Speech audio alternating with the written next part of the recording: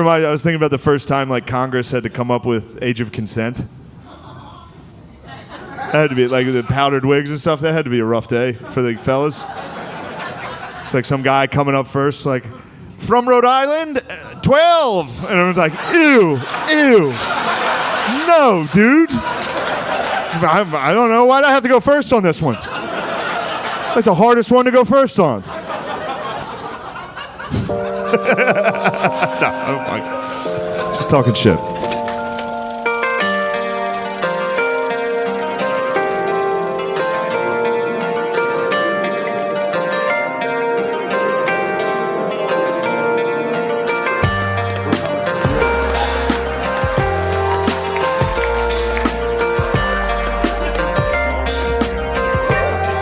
This is exciting.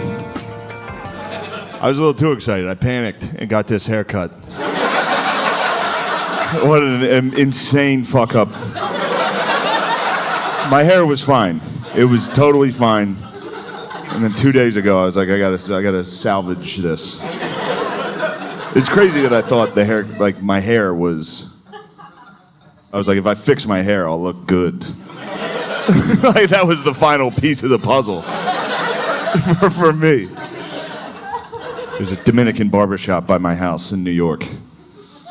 I think I'm the first white guy that's ever been in there. I was basically Christopher Columbus of this barbershop. And they fucked me up, dude. If you're white, don't get a Dominican haircut. You end up just looking more racist. It was nice though. He kept trying to reassure me the whole time. He was like, no man, your head's good. That's all he kept saying, your head's good. I was like, oh, thank you. Whatever, fuck this haircut. How are you guys? Look, it's good. It's good, I'm happy. It's nice. Everybody's back inside, all that shit. I don't know, I liked COVID. I had a nice time. I live in New York, so I left. I went back to my parents' house because I have white privilege. Some people didn't get to leave the city. I did because of my privilege. And I used it. You gotta use it. You know what I mean? Doesn't it feel more disrespectful to waste it? You know? What? Then we're all just being racist for nothing?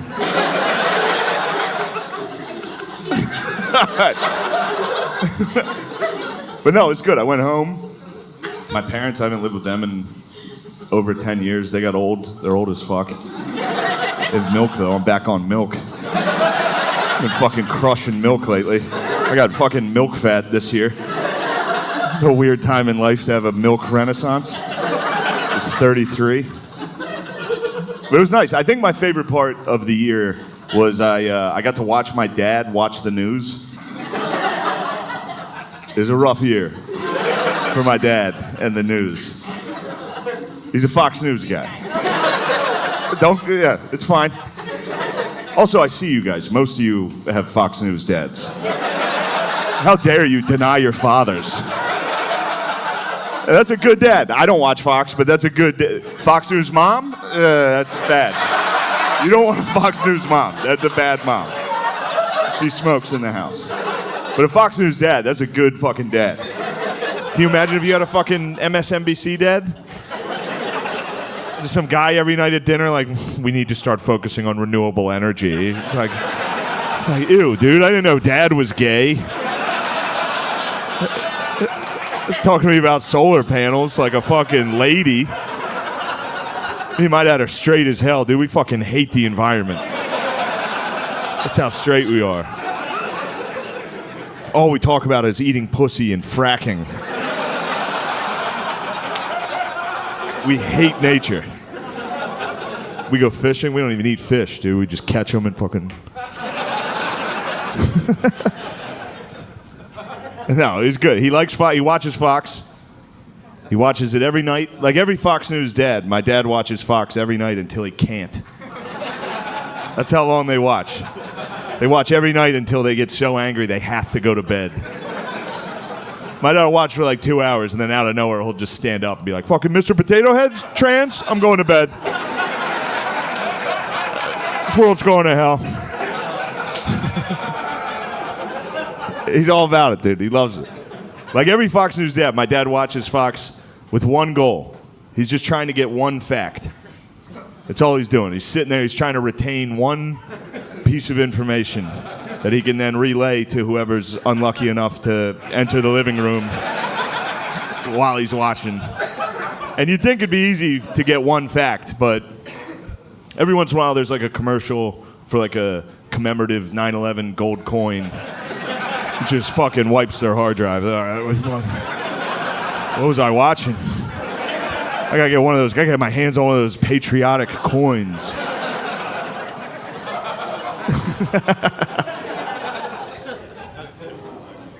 My dad drinks too, so he can never get a fact, ever.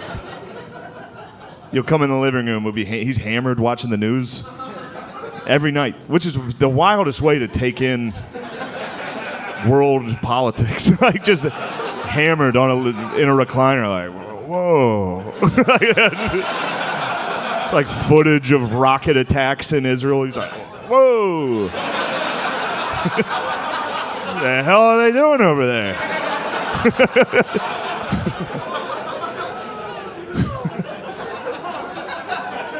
What's these guys' problem? But he can never get a fact. Like he tries. He uses Fox News as like a PowerPoint for what he's trying to say. Like everyone, like we'll be eating dinner and like Hannity will be saying something. He's like, "See that's what I meant. Look at that. That's me talking. I can't say it that good." He can never get a fact. He'll walk in the living room. He's been watching the news for 3 hours. He'll be like, "All right, what's going on in the world?" He's like, "You want to know?" I'll tell you. Fucking Nancy Pelosi's a bitch. It's like, all right. Settle down, dude. It's like, that was the news that's the news every night for my dad. They're just like, breaking, did you know Nancy Pelosi's a bitch? My dad's like, yeah. I had a feeling. But like everything they say, he agrees with. He's all in. I realize like Fox News is basically black church for old white dudes. You know what I mean? Like literally everything they say, my dad just sits there like, mm-hmm. Yes, preach, Tucker. Every once in a while he gets hit with the Holy Spirit while he's watching it. The Holy Ghost visits him. He's just like, oh Lord, build a wall. Can I get a wall? He needs a wall. My dad needs a wall. For a guy who lives in central Pennsylvania, securing the southern border is like oddly important to him. I don't know what he's worried about. Like he's gonna lose his job? You know? Like some guy from Honduras is gonna walk the whole way to Pennsylvania. Just slam a resume down on my dad's boss's desk. So you're here for the sales position?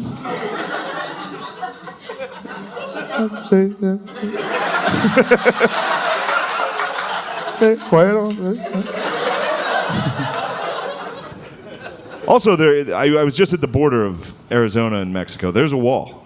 I had no idea. I got down there, I saw the wall. I was like, holy shit, he built it? They were like, no, it's been here. It's been here for like a century. I was like, well, you gotta tell my dad. I'm fucking him up. He gets fired up every night. It's a crazy way to go to bed. Every night, just with his apnea mask on. Fucking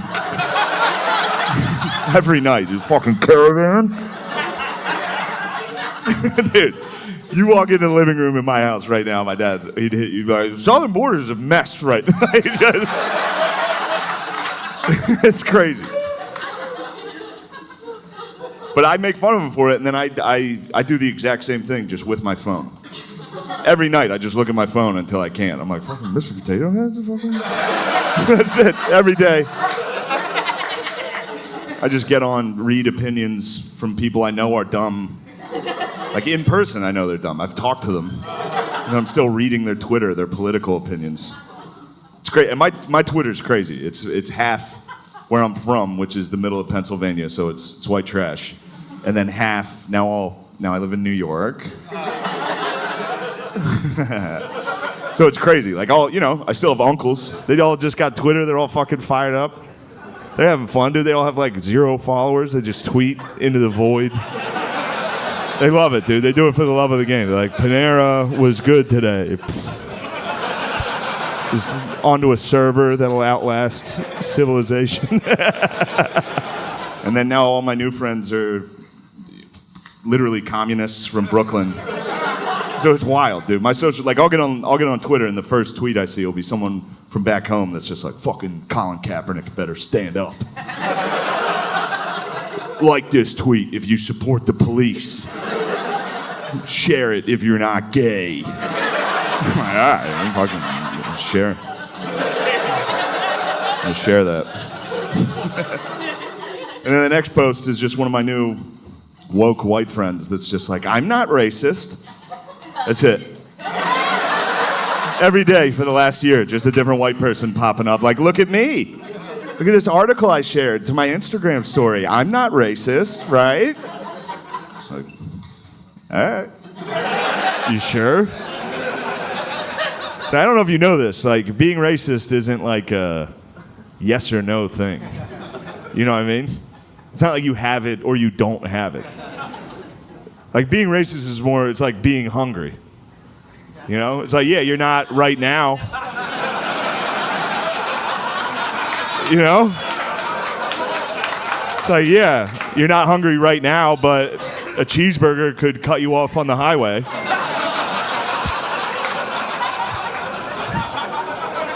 And you get hungry. We're hungry all day.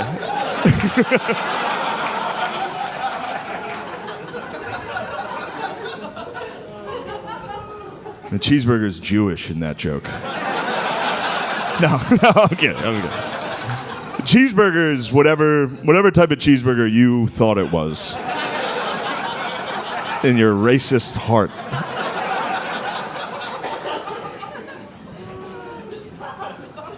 Anyway.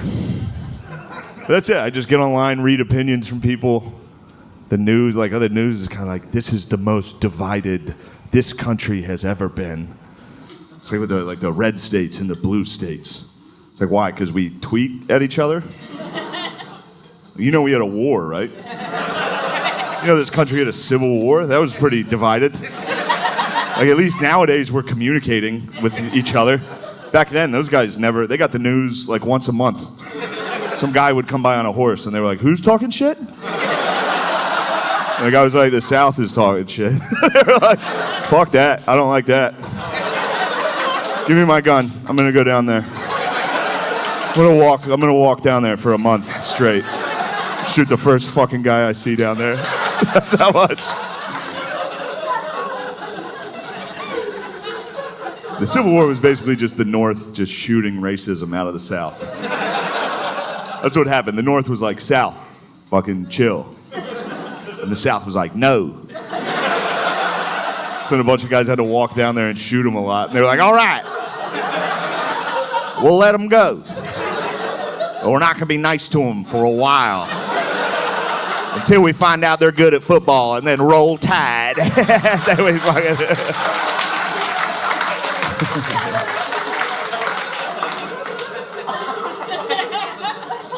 Hey, roll damn tide. I don't like Alabama football. I just watched this documentary on Alabama football. It's great. It's about, well, it's not, I don't know if you should say it's great, but it's about Alabama football. It's about when they desegregated their football team. So up until this point, Alabama football was just white. All right? And everybody down there was pumped on that. They would pack the stadium. Everyone would be like, look at all those whites running around, catching it. And look, I'm not knocking them too hard because I still have a little bit of that in me. You know, like if a white guy catches the ball on Sunday, I'm like, oh shit, go, go, go, go, go, go. Ah, they got him. They got him. It's a tough run, a smart run. Heads up run there. But no, they took it too far. And so the documentary focuses on that. It focuses on Bryant. Bear Bryant, legendary head coach. He was the head coach that brought the first black players onto the team. So the whole documentary is like celebrating Bear Bryant. They're like, fucking way to go, Bear. You did it. What a hero. And then you find out it was 1971. Like, oh, fuck, a little late for high fives on this one, fellas. Holy shit, 71? Like we had been to the moon. There were literally people on the moon before Alabama had black guys in their secondary. Does anyone understand? There were white corners. White cornerbacks. You understand how preposterous that is? Some of you are too young to have ever even seen a white corner. They're extinct. They don't exist. There's two left at the San Diego Zoo. And they won't reproduce. You'll never see a white corner. But that's what happened. It wasn't like, the reason they desegregated the team, that's what the documentary focuses on, which is great, because it wasn't like, oh, hey, fellas, it's 1971, maybe we should get with the times. What happened was Alabama scheduled USC, Southern Cal. Alabama was confident. They're like, oh, white boys are, we'll take on anybody. And then USC came down to Alabama with a bunch of black dudes from LA and just beat the fuck out of Alabama. And then after the game, Bear Bryant gave like a speech and he was like, hey, y'all, come on. That was it. That's all it took. Everybody down there was like, yeah, we get it. We'll be less racist. If it means we can win. What? That's what it is. Like, as big as racism is in America, football.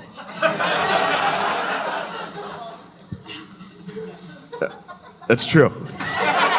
That's true. Look, there's a Disney movie, Remember the Titans, dedicated to what I just told you. The whole point of that, dude, that was one high school football season. Remember the Titans was like, it was 8 weeks.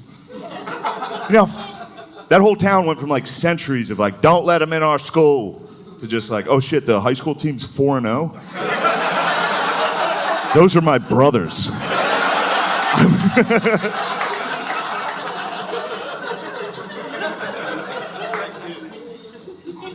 All right, I'll get off the topic. The point I'm trying to make is if you want to get rights in America, you just got to put together a good football team. You know what I mean? Like if the transgenders got together and put together just a fucking hard-nosed, run it down your throat ball club. If the just 3 yards in a cloud of dust of transgenders.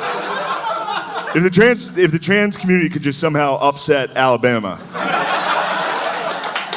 everybody down there tomorrow would be like, those are some tough bitches, actually.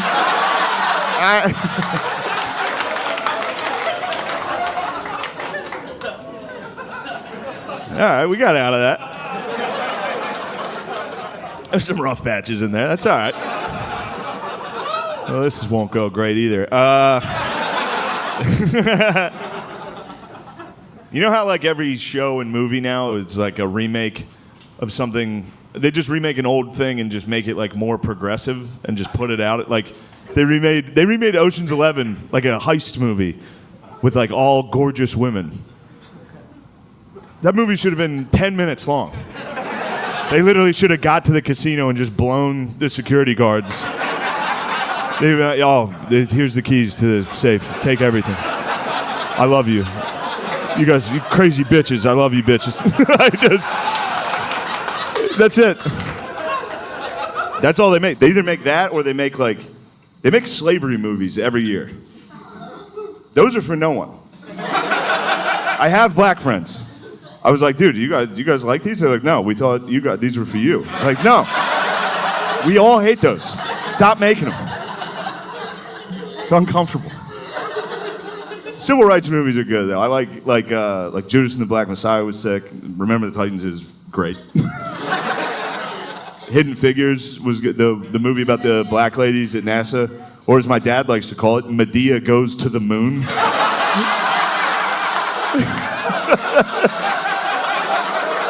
And look, that was him that said that. He said that. As soon as he said it, I was like, what did you fucking say? You don't talk like that.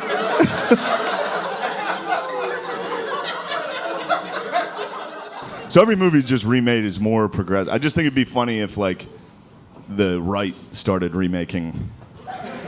You know what I mean? If they just start, like, conservatives, like, there's a new Scooby-Doo coming out. And it'd be funny if, like, the right remade it. It's just like Scooby and the gang going around ripping the wigs off of transgender people. It's like, that's not a woman. Just, some guy would have got away with it. We solved the case of the Starbucks ghoul.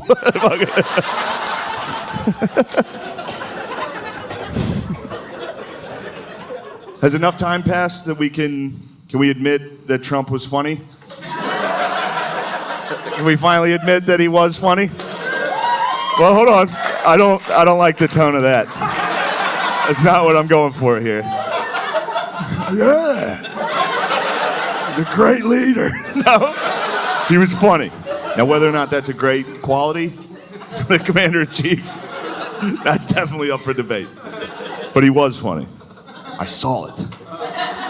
And I lived in New York, so the whole time he was in office, I would be like, you know, something would happen, I'd show my friends, I'd be like, look at that. They'd be like, what?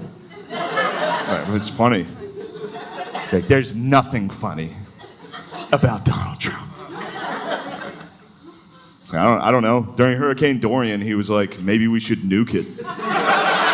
Like, that was a real suggestion from the president. The president said that. The president of the United States. He was like, hey, we got a big storm coming. You guys want me to blow it up? I was like, no, what the fuck are you talking about? He's like, I don't know. I fuck around, dude. That's what I do. I don't know. Now that he's gone, I'll never watch a debate ever again. Can you imagine, like, just a regular debate now? After we witnessed the GOAT. Undefeated in debates. And he never said a fact. You know how impressive that is? He was funny and he argued like a fifth grader. He was unstoppable. People would try to hit him with statistics and facts. He would just go, wrong. Like, holy fuck, dude. How was no one prepared for this?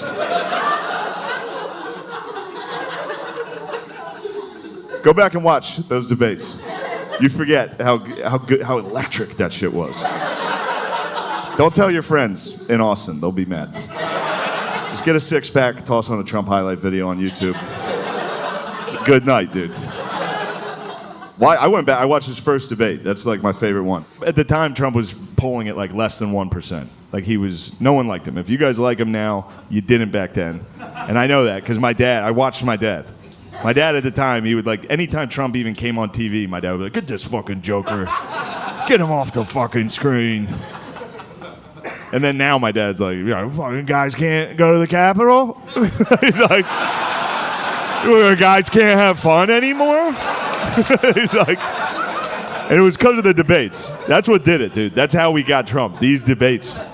And the first one is the best one. So it's a Republican primary. Everyone's up on stage, and they're all still doing their political shit. So like the first couple guys that talk are like, I'm from Kentucky, and I love education. And the crowd's like, nice. We didn't know what was coming. And then the next guy's like, I'm from Georgia, and I love religion. And the crowd's like, pretty good. This is a good one. This is a heated debate. And then it finally got to Trump's turn to talk, and he was just like, Rand Paul is ugly? And the whole crowd was like, oh! We didn't know you could do that in this. You can just do that as your thing? And Rand Paul was like, all right, everybody, settle down. We're trying to have a debate here. And the whole crowd was like, shut the fuck up, Rand Paul. Ugly bitch.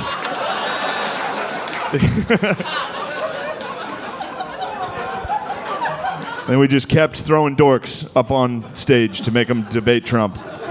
It was not fair. It was mean for us to have done that to people. These guys were in politics their whole lives. And they just had to debate a fucking maniac up there who didn't give a fuck, dude. And I hate to, it was fun to cheer for him in the debates. It was fun to cheer for him in the debates because he was going up against guys that had been in politics for like 40 years, and then he showed up to the event like, oh, fuck it, what are we talking about? Like, it was like, he had no clue. Every week he had no fucking idea. There's one debate he's like in the middle of it going back and forth about the economy with Ted Cruz. They're literally talking about the economy, and in the middle of it he's just like, Ted's wife, ugly as a dog. Like, dude. Holy shit, dude. And Ted was like, I'm from Texas. You don't talk about a man's family like that. You've got a dog wife, Ted. It was like, everyone knows.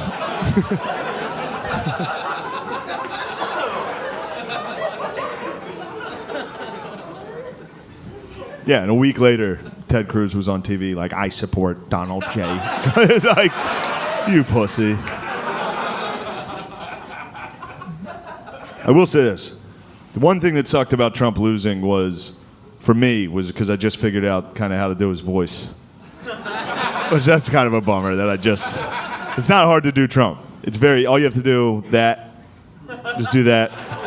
Do that a second off from where it should be in the sentence. And then you don't have to sound like him. All you have to do is like get his cadence down. It's very easy. All you have to do is like describe something and then say you described it that way. That's it. It's every time. Like, what a big room this is. I walked in here, I said, wow, what a big room. That's it. Every time. Austin. A lot of homeless. I walked in here, I said, wow, that's a lot of homeless. You guys got a lot of homeless. What are you guys doing about it? Whatever you guys are doing is not working. So just switch. I don't know what to do either. But do something. A lot of tents.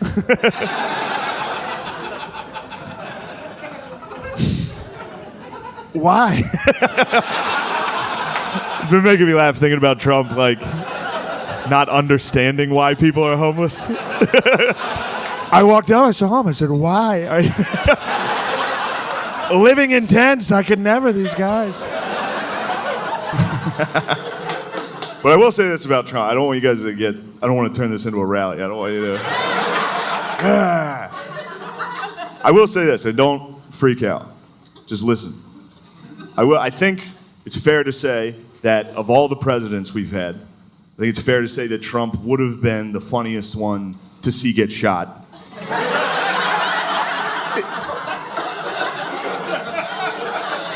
You know? Yeah, dude, the Patriots got fired up on that, dude. I was having fun at this show. No, look, I didn't even say it would be funny. I said funniest. It's a huge difference. Technically, there's a funniest of everything. There is. It doesn't make it funny, but there is, like, think of the worst thing you could think of. There's a funniest one. I'll go first. I'll think of one. School shooting.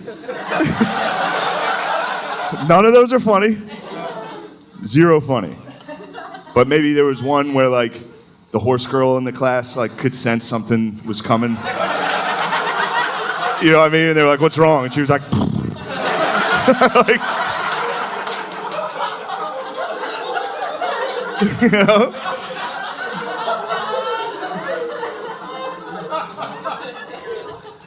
But back to what I was saying about, what I said was true. If you had to rank them from least funny to funniest assassination, easy number one.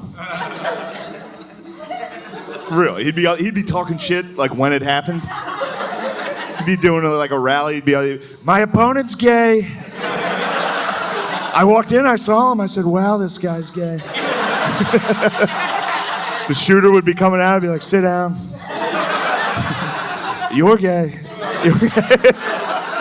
Get hit, he'd definitely make a funny noise into the, like he'd get hit, be like, ah, and fall. He'd fall funny.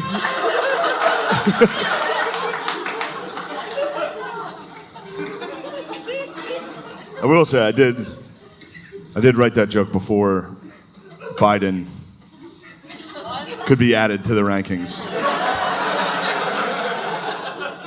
I don't think he would be the funniest, but the only reason Biden might be the funniest is because I think Biden's the first president you could punch assassinate. You know what I mean? Just walk right through the metal detectors and be like, Mr. President, what the fuck are you doing, dude? Just a body shot.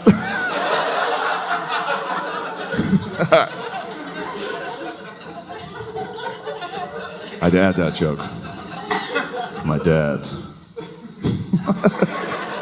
So you can't be talking about killing presidents? I was like, what about Biden? He's like, yeah. My dad's, he's a good guy. He's an alcoholic. But he's good. He's a good alcoholic. He's not hurting anybody. But every once in a while, he always has an excuse while he's drinking. That's what's funny about it. Like, he can never just get hammered and be like, yeah, I got fucked up. Like, it's always, like, you'll see him on, like, a Monday. You'll be like, damn, it's Monday? You're getting fucked up? He's like, it's Monday Night Football. Have a couple drinks. Jeez.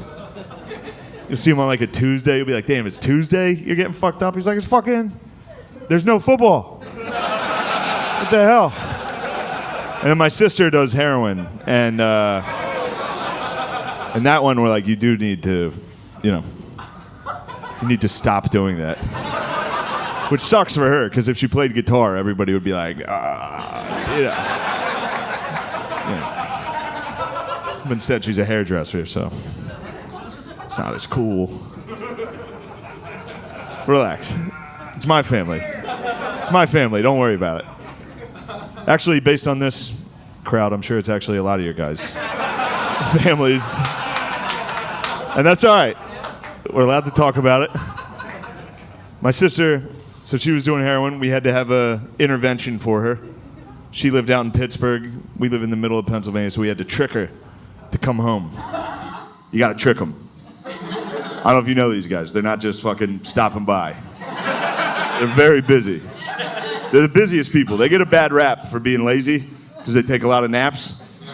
But if they're awake, they're very busy. They're scurrying around, dude, doing quests. That's what they do. If you do heroin long enough, you run out of money. You got to start doing quests. It's like a fucked up game of Zelda every day. You just wake up to a new quest. It's like, you need to gather copper.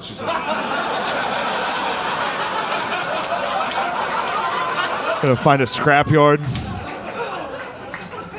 It sounds nice. I wish I got quests. But eventually the quests get pretty dark.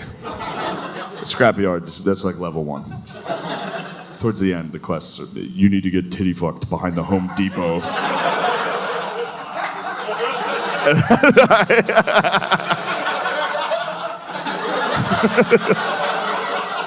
That's when it's time for a change.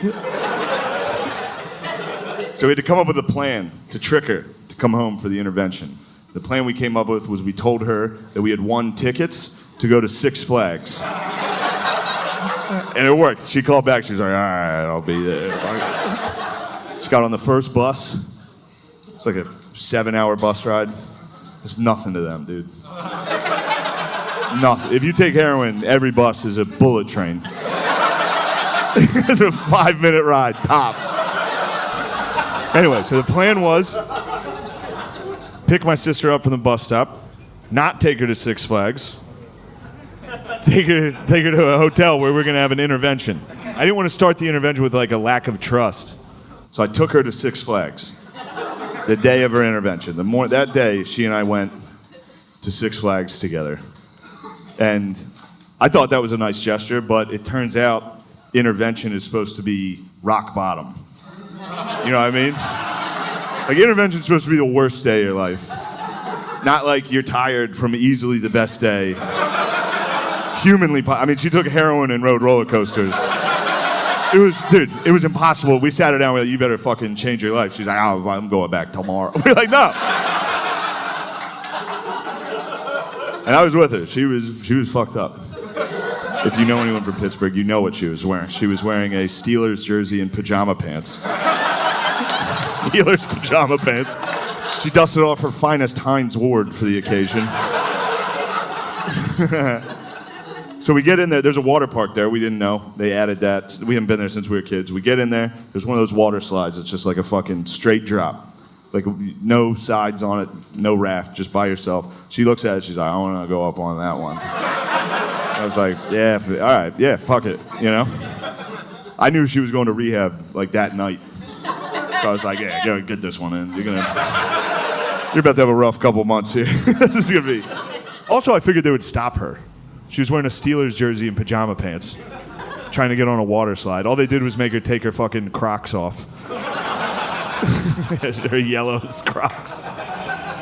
So she's climbing up this ladder. She gets to the top of this fucking giant water slide. And you know how like when it's your turn next on a water ride, you gotta like lay there in that water and like wait to go? She nodded off. She took a nap up at the top like a Dracula, laying in front of some high school lifeguard that's like, ma'am, it's your turn.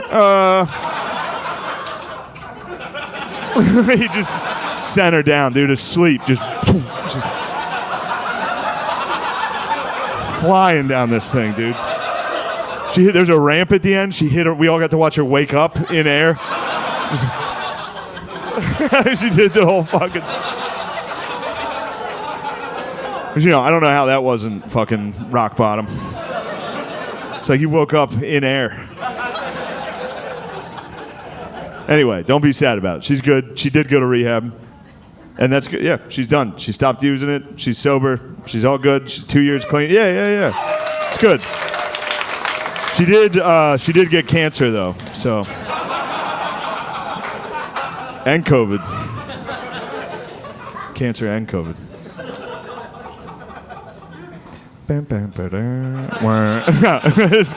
So I'll tell you what. This was cool. I was with her. She was at home. She went back to my parents. Because when you have cancer and COVID, you got to go home. You have to go home. You can't keep hanging out. But no, I was with her. It was crazy. This year, she beat heroin, cancer, and COVID. It was like living with fucking Rocky. It was crazy, dude. Every week, my whole family was like, "Give up. You're never gonna win this." She was like, just kept winning. When she got COVID, I was like, "All right, you're definitely dead." She's like, "Hey, yo, COVID." She's like, I ain't hear no bell. Just wailed on it, dude. Yeah, she's got a hell of a chin. Hell of a chin on my sister, and that's what better quality could you ask for in a human? Anyway, damn, dude. Fuck that music across the street, dude. That fucking bothers me. I'm an old man now. Turn it down. Turn it down. What is that, rap? Turn it off. Trying to talk about my sister doing heroin over here. This has been making me laugh. I've been thinking about, like, the first time, Jesus Christ. I do comedy a lot, and every once in a while you can hear music from another room, and it's like, damn, dude, music's so much better than comedy. Every time I hear music, I'm like, fuck, dude, that shit crushes what I do. Some fucking idiot dressed like Cam Newton pressing play. It's so much better than this. Like, you guys want to hear about my problems? This guy's like, take Molly, finger someone. I'm going to press play. You guys do you. Fuck, they're having so much fun over there. Get out of here, you motherfucker. Go dance. I knew you wanted to dance. That guy wanted to dance all night.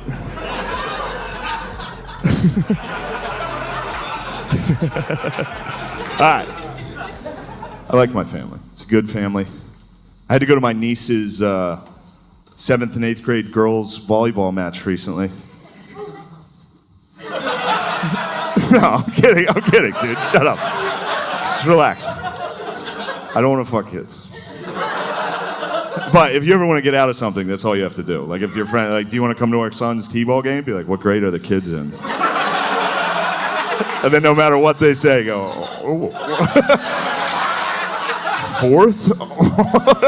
Yeah. No, I went to this fucking kids volleyball match. Can we knock it off with volleyball shorts on little kids? It's weird. It's gross, dude. Just get them gym shorts. That's all. That's all. No, dude, it's gross. Because then, it's just me and the other uncles up in the bleachers, kind of making eye contact with each other. Like, bro, are you seeing this?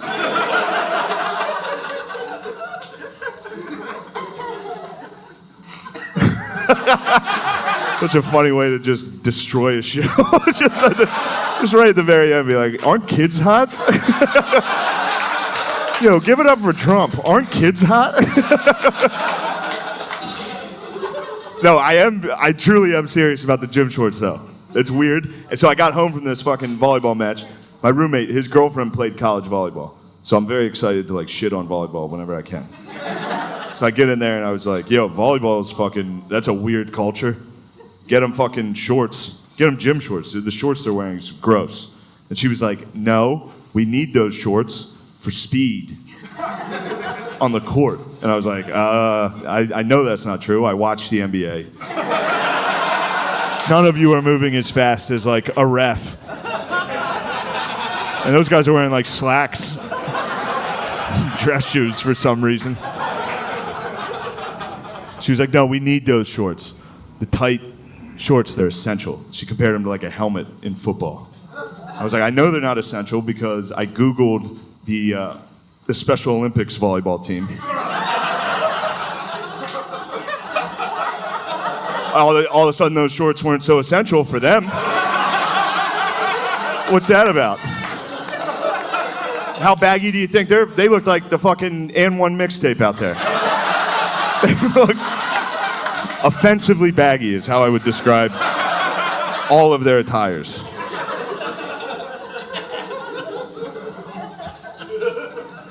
We're all adults. We all agree the Special Olympics is a good program. It's great. I just feel like the guy who came up with it had to be like a real risk taker. You know what I mean? That's a wild thing to suggest for the first time. Some guy in a board meeting, like, I got an idea. We should be racing these motherfuckers. Like, what'd you say? Fucking town over said they had the fastest ones. Say we settle it, I'm not making fun of the Olympians. The concept is wild. It's a wild, like, if your best friend invented the Special Olympics and told you about it first, you'd be like, don't ever tell anybody that. Who the fuck were you gonna tell that to? What are you doing? Pole vault?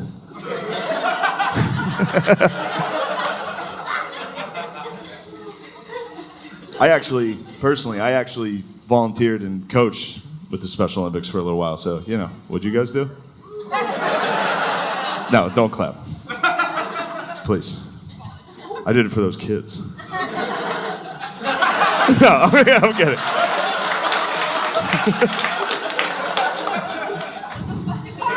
No.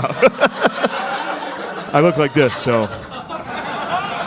Me coaching the Special Olympics, I was like a fucking double agent.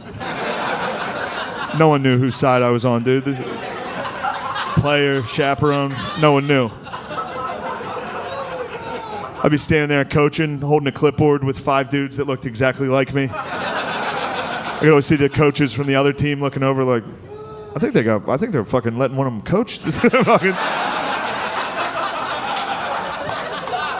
Yeah. No, I did coach the Special Olympics for a little while, and it's fun. That's another thing you're allowed to talk about. It's happy. Everyone there is sportsmanship. It is funny. Don't let anyone tell you it's not funny, dude. I was there. Everyone there is laughing. It's fun. I coached basketball. Kids would catch the ball, just fucking launch it into the bleachers. People would be like, what the fuck are you doing out there? They're like, I don't know. My whole team ruled. Every dude on my team they were the funniest. They were bros. They were bros, dude. My whole team loved two things. They loved tits. They do. I don't know if you know these guys, dude. They fucking love the ladies. They love the ladies. And they love John Cena. That's it. That was the news every day. We'd be in the huddle. They'd be like, a lot of ladies here tonight. I was like, ooh, yeah. They'd be like, what do you think John Cena's up to? Oh, you're going to have to get way worse before you meet him.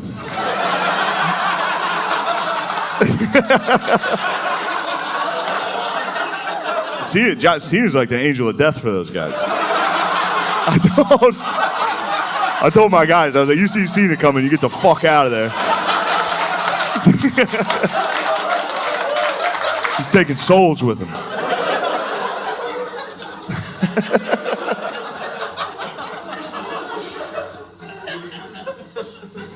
Every year, Hooters would sponsor our one basketball tournament.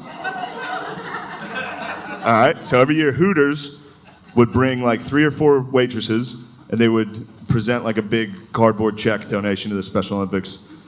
As soon as the girls entered the gym, the game changed entirely, dude. It went from like hugs and sportsmanship to just like dudes got competitive, like very competitive. Fucking ripping down rebounds. Just hitting layups. And then at the end of the game, there'd be a hug line, you know, between the waitresses and the players. And yeah, that went about exactly how you would imagine that went. We had to break out the fucking jaws of life, dude. My boys are ragdolling those young sluts.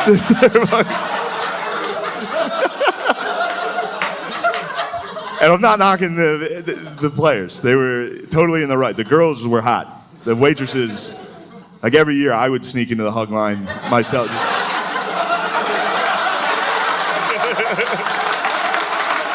All right, I think I'm going to get out of here, guys. Thank you guys very much. This was a lot of fun. Thank you.